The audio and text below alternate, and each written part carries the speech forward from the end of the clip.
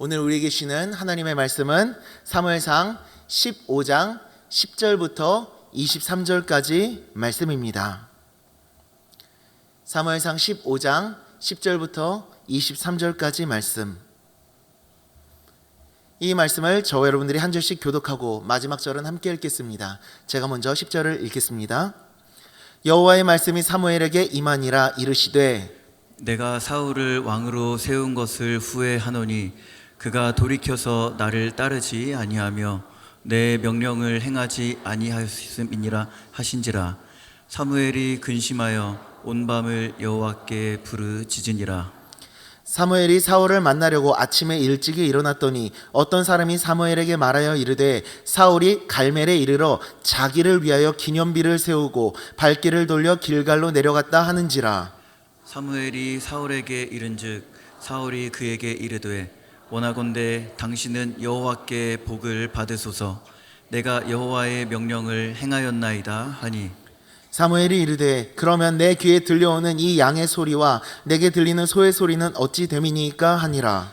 사울이 이르되 그것은 무리가 아말렉 사람에게서 끌어온 것인데 백성이 당신의 하나님 여호와께서 제사하려 하여 양들과 소들 중에서 가장 좋은 것을 남김이요 그 외의 것은 우리가 진멸하였나이다 하는지라. 사무엘이 사울에게 이르되 가만히 계시옵소서. 간밤에 여호와께서 내게 이르신 것을 왕에게 말하리이다 하니 그가 이르되 말씀하소서. 사무엘이 이르되 왕이 스스로 작게 여길 그때에 이스라엘 지파의 머리가 되지 아니하셨나이까. 여호와께서 왕에게 기름을 부어 이스라엘 왕을 삼으시고 또 여호와께서 왕을 길로 보내시며 이르시기를 가서 죄인 아말렉 사람을 진멸하되 다 없어지기까지 치라 하셨거늘 어찌하여 왕이 여호와의 목소리를 청종하지 아니하고 탈취하기에만 급하여 여호와께서 악하게 여기시는 일을 행하였나이까. 사울이 사무엘에게 이르되 나는 실로 여호와의 목소리를 청종하여 여호와께서 보내신 길로 가서 아말렉 왕 아각을 끌어왔고 아말렉 사람들을 진멸하였으나 다만 백성이 그 마땅히 멸할 것 중에서 가장 좋은 것으로 길갈에서 당신의 하나님 여호와께 제사하려고 양과 소를 끌어왔나이다 하는지라. 사무엘이 이르되 여호와께서 번제와 다른 제사를 그의 목소리를 청종하는 것을 좋아하심 같이 좋아하시겠나이까. 순종이 제사보다 낫고 듣는 것이 수량의 기름보다 나으니 이는 거역하는 것은 점치는 죄와 같고 완고한 것은 사신 우상에게 절하는 죄와 같음이라. 왕이 여호와의 말씀을 버렸으므로 여호와께서도 왕을 버려 왕이 되지 못하게 하셨나이다 하니. 아멘. 함께 따라해 보겠습니다. 나의 하나님을 부르는 낭만. 나의 하나님을 부르는 낭만. 네, 제가 광성교회에서 전도사로 있었을 때 사역하고 있던 시절 때 갑자기 어떤 중학생 친구 한 명이 저 멀리서 조금 떨어진 곳에서 저를 향해서 이렇게 부르는 겁니다. 어이 집스! 이렇게 부르는 겁니다. 주변에 다른 친구들도 있었는데 이 친구들이 놀라는 겁니다. 야, 전도사님한테 그러면 어떡해? 야, 전도사님한테 그러면 어떡해? 하는데 그 친구는 또 이러고 얘기합니다. 뭐 어때? 그냥 집수구만. 이렇게 얘기하는 겁니다. 실은 제 인터넷 아이디가 데이비드 집스라고 하는데요. 박성집 할 때 그 집이라는 그 글자를 좀 강조하고 싶어가지고 집이라는 글자를 이렇게 만들었는데 그냥 집 하니까 뭔가 재미가 없어서 집스라고 한번 붙여봤는데 옆에 S를 붙여봤는데 이게 입에 좀 착 달라붙고 이게 좀 재밌는 겁니다. 근데 이 친구가 그거를 보더니 그 집스라는 단어를 보더니 저를 향해서 집스라고 부르기 시작하는 거죠. 그때부터 문제는 학생들이 모두 저를 집스라고 부르기 시작하는 겁니다. 전도사님도 아니고 집스 전도사님도 아니고 어이 집스 이러고 부르기 시작하는 겁니다. 그러다 제가 사역지를 옮기게 됐는데 옮긴 그곳에서 어떤 학생이 저한테 오더니 이러고 얘기하는 겁니다. 집스! 이러는 겁니다. 사역지를 옮겼는데 알고 보니까 저한테 처음으로 집스라고 얘기했었던 그 학생이랑 서로 아는 사이였었던 거예요. 같은 아파트에 살고 있어가지고 서로 이렇게 친했던 관계였다는 겁니다. 언니가 얘기해줬어요 라고 얘기하면서 얘기를 해주는데, 그래서 저는 사역지를 옮겨서도 그곳에서도 집스라고 불리게 되었었습니다. 전도사님도 아니고 뭐 전도사님이라고 부르는 친구들도 많았지만 집스 전도사님도 아니고 그냥 집스 이러고 부르면서 다녔었던 거죠. 그런데 저는 이 집스라는 표현이 너무 좋았습니다. 왜냐하면 친해 보이잖아요. 이게 벽이 없고 좀 더 가까워 보이고 친근감이 느껴지고 그러다 보니까 저는 이제 집스라고 부르는 거를 오히려 더 좋아합니다. 그리고 학생들이 저를 부르는 호칭들 중에서 되게 좀 감사했고 너무 마음에 감동이 됐었던 호칭이 하나 있었는데 그게 뭐냐면요, 우리 목사님이었습니다. 우리 목사님. 예, 그냥 들으려고 들은 건 아닌데 학생들끼리 서로 이렇게 이야기를 나누는 걸 우연히 듣게 됐는데, 저를 표현할 때 우리 목사님이 말이야, 우리 목사님은 하면서 저를 우리 목사님이라고 불러주더라고요. 그 얘기를 듣는데 너무 감사하는 겁니다. 저를 남이 아니라 우리라고 불러주는 게 얼마나 감사했는지 모르겠습니다. 그 목사, 그 사람, 그 인간, 그 놈, 그 자식, 이런 말이 아니어가지고 얼마나 감사했는지 모르겠습니다. 이처럼 우리는 어떤 한 사람과 관계를 맺을 때 그를 남이 아니라 우리라고 부르죠. 혹은 그 사람과의 친밀한 그 관계 속에서 그 사람을 별명으로 부르기도 합니다. 그 별명 안에는, 우리라는 단어 안에는 그 사람과의 깊은 관계와 이야기가 담겨져 있죠. 저는 그래서 지금도 학생들이 저를 그렇게 불러주기를 바라고 있습니다. 집스라고. 오늘 본문의 주요 인물은 사울입니다. 사울은 이스라엘의 첫 번째 왕이었죠. 이스라엘 백성들이 하나님께 왕을 요구하니까 하나님께서 허락하시고 세워주신 왕이 바로 사울이었습니다. 사울이 왕이 된 초기에는 아주 좋았습니다. 암몬이 길르앗 야베스를 공격했을 때 사울에게 하나님의 영이 임합니다. 그러자 사울이 엄청난 리더십을 발휘하면서 나를 따르라 하면서 이스라엘 백성들을 소집하고 함께 연합해서 힘을 합쳐가지고 암몬을 물리치고 길르앗 야베스를 구원해 줍니다. 그 순간 모든 사람들이 사울을 지지하고 칭송하기 시작합니다. 사울 이러면서 엄청난 지지도를 받게 되죠. 그런데 문제는 그 다음에 발생했습니다. 그 이후에 블레셋과 전쟁을 치르게 되는데, 전쟁을 치르기 전에 예배를 드리기 위해 사무엘에게 요청을 합니다. 사무엘은 일주일 안에 오겠다고 하고 이제 블레셋 군대와 이스라엘 군대가 대치해가지고 사무엘을 기다리고 있는데, 문제는 블레셋 군대를 보았던 이스라엘 백성들이 두려움에 빠져버린 겁니다. 그 엄청난 블레셋 군대를 보니까 무서워지기 시작했던 거죠. 사무엘을 기다리고 있는데 이 기다리고 있는 시간이 너무나도 무서운 겁니다. 우리가 이길 수 있을까?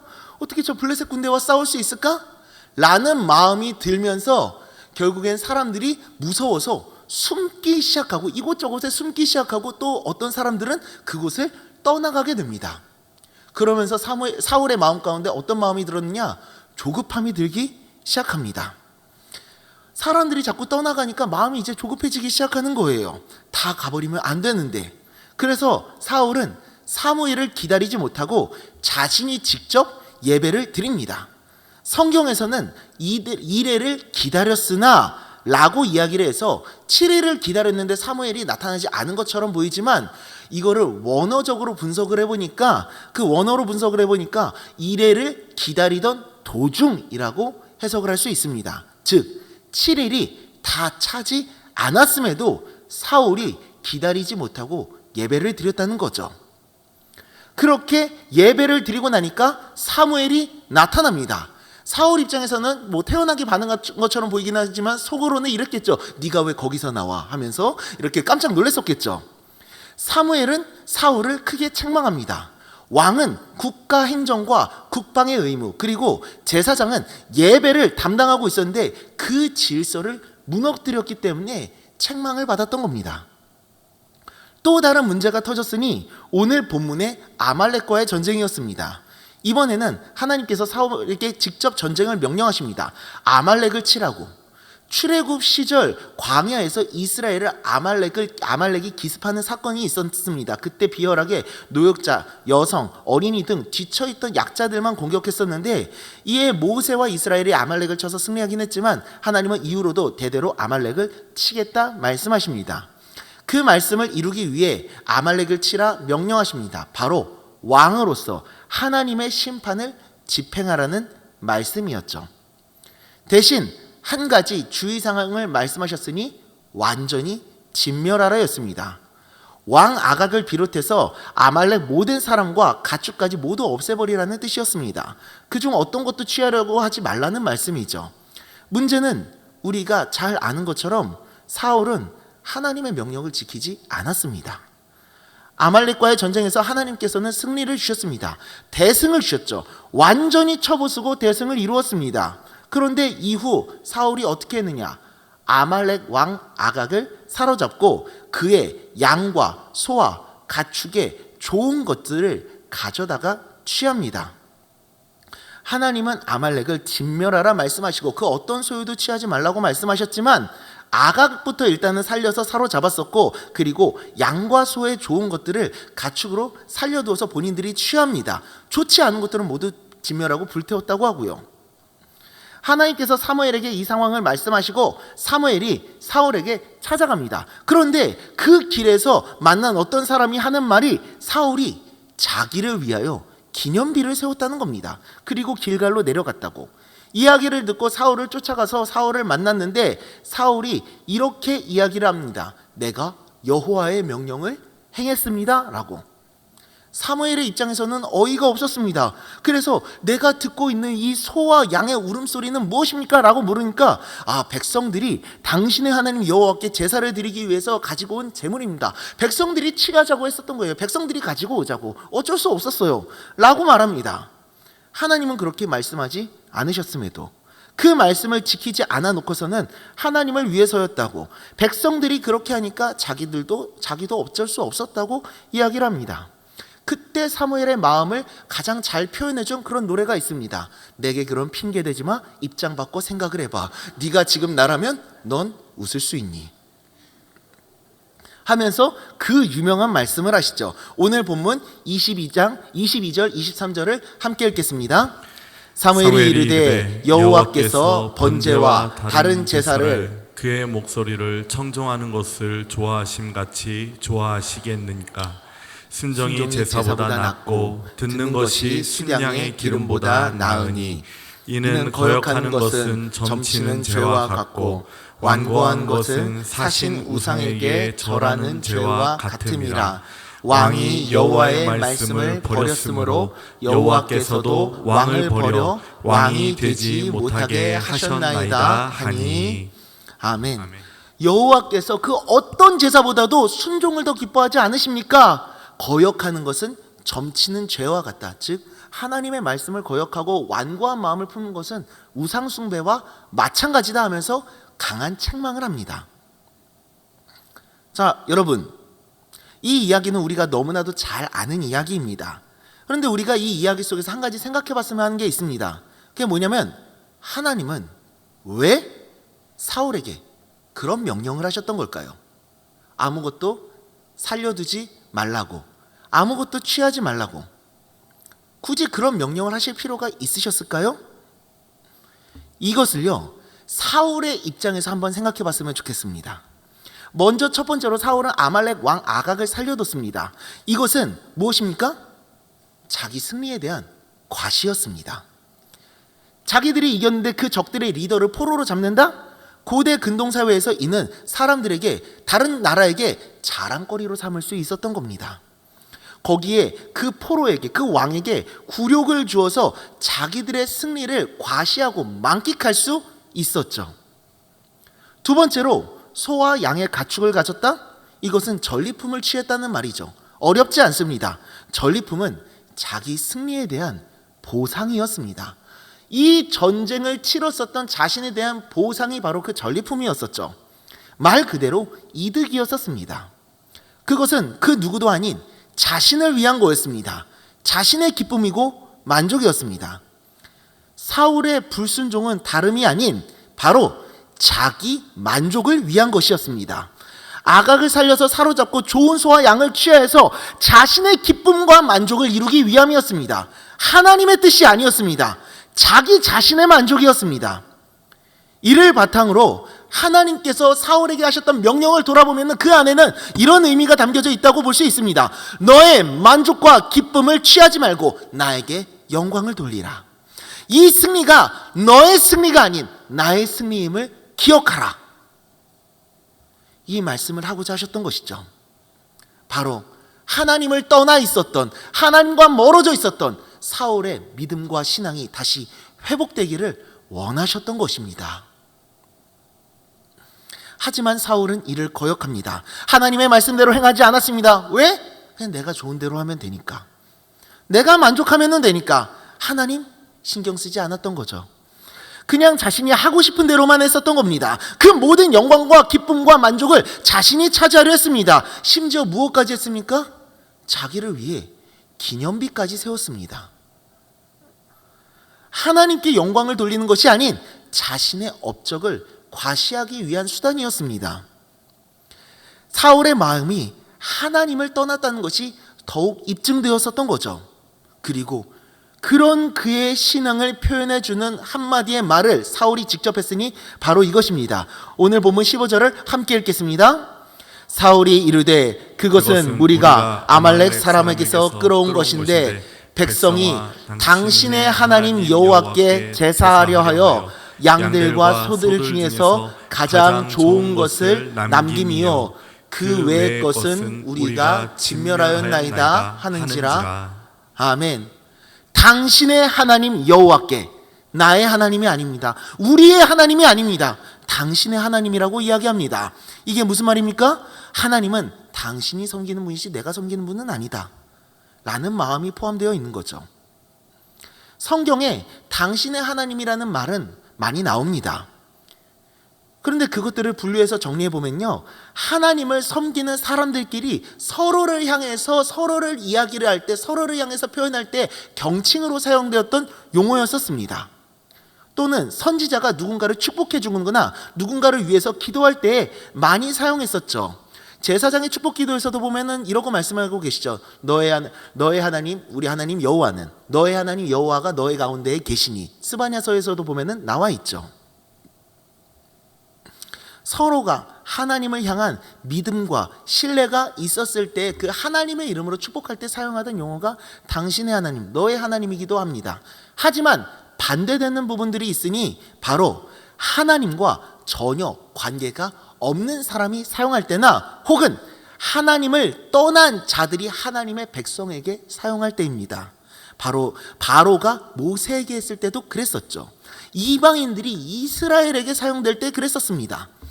하나님을 떠나거나 하나님과의 인격적 관계가 형성되지 않은 이방인들과 외부인들이 사용됐었던 용어이기도 합니다. 혹은 대적들이 사용하고 혹은 하나님을 떠난 사람들이 사용했었던 용어입니다. 사울이 바로 그러한 의미에서 사용했었던 거죠.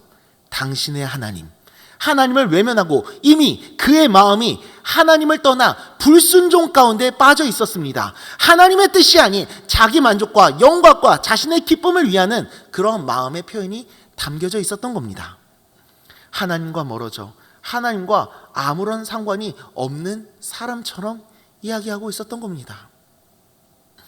사울은 처음에는 하나님의 영에게 사로잡힌 사람이었습니다. 길르한 야베스를 구원해주며 이스라엘을 향한 하나님의 구원을 이루었습니다. 하지만 그는 시간이 지날수록 취하게 됐습니다. 무엇에요? 사람들의 인정과 사랑과 인지도에, 그리고 권력에. 그러면서 하나님이 아닌 권력과 사람들의 인기를 얻는 선택을 합니다. 그래서 사무엘을 기다리지 못하고 예배를 자신이 인도했었습니다. 사람들이 떠나가고 있으니까 마음이 조급해져서, 왕이었으면요 백성들을 다독여서 하나님을 신뢰하게 했었어야죠. 백성들이 두려워하고 있었다면은, 왕이라면은 하나님과 백성 사이의 연결다리 역할을 해야 됐었던 왕이라면은 백성들이 하나님을 신뢰할 수 있도록 백성들을 다독였어야죠. 그런데 그러지 못했죠. 그리고 사무엘이 늦으면 어떻습니까? 승리의 주권자는 하나님이신데 본인이 하나님을 신뢰하지 못하고 의지하지 못했던 거죠. 그리고 우리가 잘 아는 것처럼 사울은 다윗을 죽이려고 했었습니다. 그런데 그 이유가 무엇 때문입니까? 사울은 천천히요, 다윗은 만만히요라고 칭송했었던 그 백성들의 칭송에 질투심을 느껴서 그랬었죠.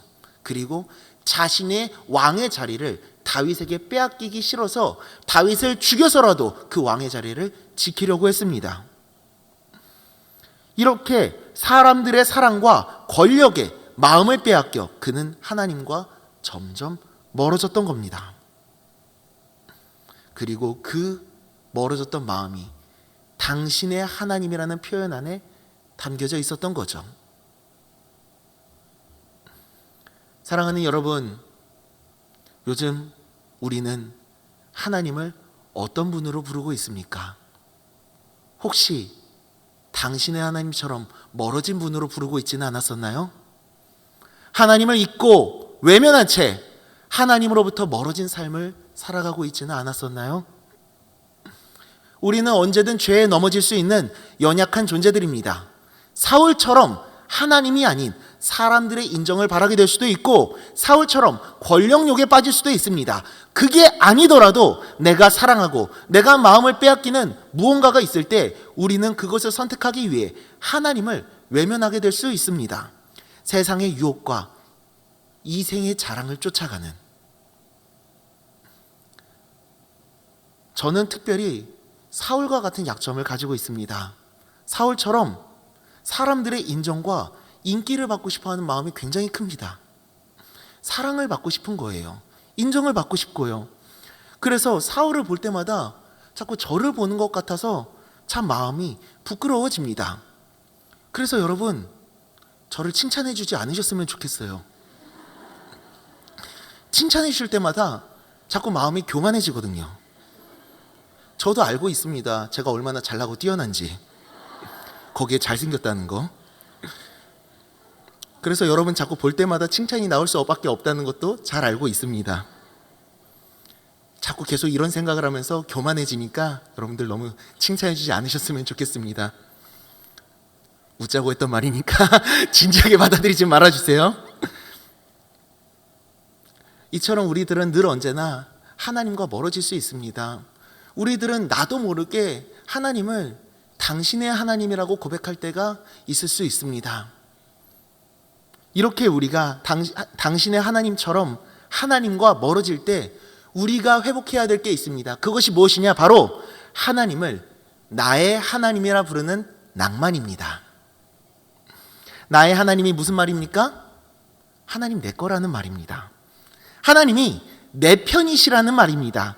늘 나와 함께 하시며 나를 지켜주시고 보호해 주시는 나의 하나님, 우리 아빠, 우리 편, 내 하나님, 하나님과의 깊은 관계가 담겨져 있는 말이죠. 그리고 그 고백 안에는 하나님과의 이야기가 담겨져 있습니다.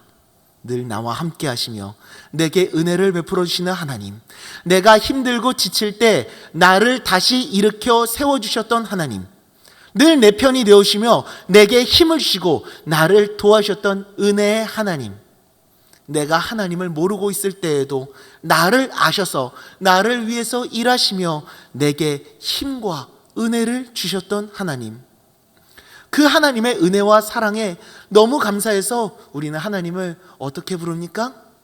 나의 하나님이라 부릅니다. 그리고 우리는 이 세상 속에서 나의 힘이 아닌 하나님의 은혜로 살아갑니다. 그것이 하나님을 나의 하나님으로 부르는 삶입니다. 어렵지 않습니다. 나의 힘으로 살아가는 것이 아니라 하나님의 힘과 은혜로 살아가는 것, 하나님이 내 편 되심을 신뢰하는 것, 그것이 바로 하나님을 나의 하나님으로 부르는 삶인 줄 믿습니다. 부와 명성과 권력을 추구하며 개인의 능력을 키워나가야 한다고 세상은 우리에게 강요합니다. 자신의 실력을 쌓아 높은 곳까지 올라가야 한다고, 그렇게 좋은 스펙과 환경과 재력과 능력을 쌓을 때 우리에게 진정한 행복이 찾아온다고, 자신의 힘으로 세상을 이겨내야 한다고 우리에게 세상은 말합니다. 하지만 우리는 우리의 힘으로 살아가지 않습니다. 우리는 하나님의 은혜로 살아갑니다. 나의 연약함과 부족함을 인정하고 그런 나를 위해서 지금도 일하시는 하나님을 의지하며 하나님의 이름을 부르며 우리는 하나님의 은혜로 살아갑니다. 세상은 그런 우리들을 낭비하는 삶이라고 얘기할 수도 있지만 그것은 아닙니다. 그것은 낭만인 줄 믿습니다. 제가 신학교에 가겠다고 어머니에게 말씀드렸을 때 어머니는 저를 그때 죽이려고 하셨습니다. 다행히도 지금 살아남아 있습니다. 많이 말씀드렸던 말인데요. 그리고 며칠 뒤에 하나님이래. 어머니는 저에게 나가라고 하셨습니다. 3개월의 시간을 줄 테니 결정하라고, 포기할지 집을 나갈 건지. 저는 마음을 결정을 했습니다. 3개월 있으면 이제 어머니하고 헤어져야겠구나. 정말입니다, 여러분. 3개월 뒤에 집을 나갈 생각을 하고 있었습니다. 그러면서 고민이 됐습니다. 이제 대학교를 졸업할 때가 됐는데 이제 어떻게 살아야 되지? 돈을 어떻게 벌어야 되지? 나 혼자 힘으로 살아갈 수 있을까? 라는 생각을 했었죠. 이제 부모님 용돈이나 집이 아니라 이제 내 힘으로 살아가야 되니까요.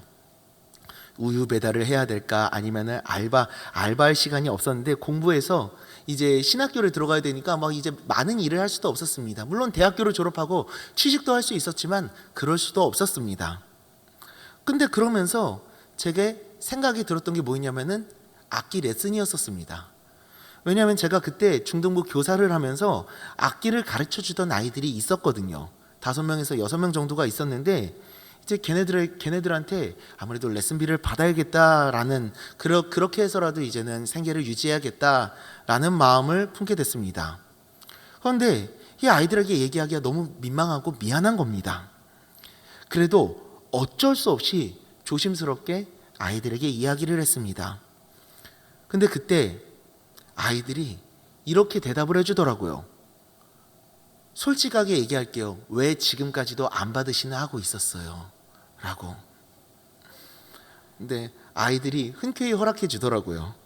그리고 부모님들께서도 당연히 그래야 된다면서 동의를 해주시고 그렇게 많지는 않지만 학생들을 가르쳐 주면서 생계를 유지할 수 있었습니다. 그리고 그 학생들의 영혼을 돌봐주고 그리고 그 학생들을 보살펴주면서 그 학생들을 케어해주면서 지금까지 지내고 있었습니다. 그 학생들과는 지금까지도 관계를 맺고 있고요. 많은 돈을 벌 수는 없었지만 그래도 재정을 충당하면서 살아갈 수 있었습니다.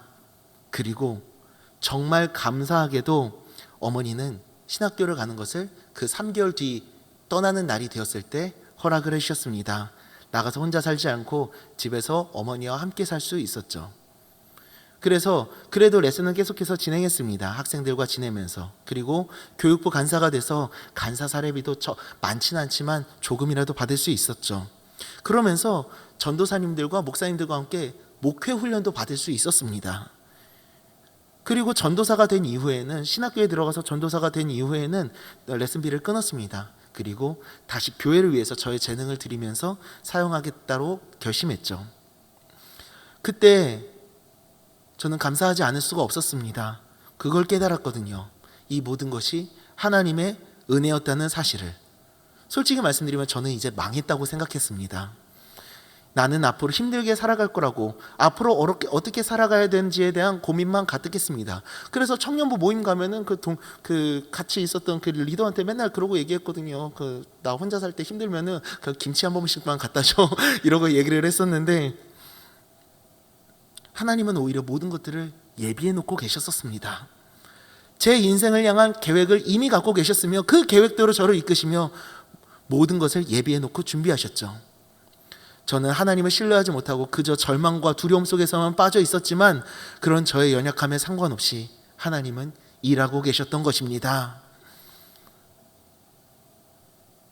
하나님은 이처럼 우리들의 인생 가운데 일하시는 하나님이신 줄 믿습니다. 우리가 하나님을 알지 못할 때에도, 하나님을 바라보지 못할 때에도 우리들의 인생을 향한 그 세밀한 계획대로 우리들의 삶을 인도하시는 신실하신 하나님이신 줄 믿습니다. 그래서 우리들은 그 하나님의 은혜와 사랑에 감사해서 하나님을 향해 이렇게 고백합니다. 시편 18편 1절 2절 말씀입니다. 우리 함께 읽겠습니다. 나의 힘이신 여호와여, 내가 주를 사랑하나이다. 여호와는 나의 반석이시요 나의 요새시요 나를 건지시는 이시요 나의 하나님이시요 내가 그 안에 피할 나의 바위시요 나의 방패시요 나의 구원의 뿌리시요 나의 산성이시로다. 아멘. 그래서 우리들은 또한 이러한 마음으로 하루하루를 살아가게 되는 줄 믿습니다. 시편 73편 26절입니다. 함께 읽겠습니다. 내 육체와 마음은 쇠약하나 하나님은 내 마음의 반석이시요 영원한 분깃이시라. 아멘. 사랑하는 여러분, 우리 인생의 진정한 낭만이 무엇입니까? 하나님을 나의 하나님이라 고백하는 것이지 않습니까? 내 힘으로 살아가는 것이 아닌 하나님의 은혜로 살아가는 것. 세상은 우리에게 욕심과 소원을 가지고 능력과 권력과 힘을 취해서 나로 가득한 내 인생을 살아가야 된다라고 이야기를 하지만 우리는 그렇게 살아가지 않습니다.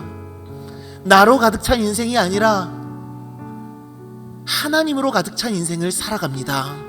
부족하고 연약한 우리들의 인생을 포기하지 않으시고 긍휼히 여기시고 또한 우리들의 존재를 사랑해 주시며 그런 우리들을 위해서 모든 것들을 내어주시며 우리와 늘 함께 하시며 우리들의 모든 삶을 세밀하게 인도해 주시는 신실하신 하나님, 우리들은 결코 나의 힘과 나의 능력으로 살아가지 아니하고 그 하나님의 은혜로 살아간 줄 믿습니다. 세상은 그것을 낭비로 볼지라도 하나님 앞에선 그 무엇보다 아름다운 낭만적인 삶이 될 줄 믿습니다. 그러니 사랑하는 여러분, 나의 하나님을 고백하는 낭만을 우리들의 인생 가운데 회복할 수 있기를 소망합니다. 내 힘으로 살아가는 것이 아닌 하나님의 은혜로 살아가는 낭만을 회복합시다. 그렇게 살아갈 때 우리들의 인생은 그 무엇보다도 세상이 감히 비교할 수 없고 측량할 수 없는 아름다운 삶이 될 줄 믿습니다.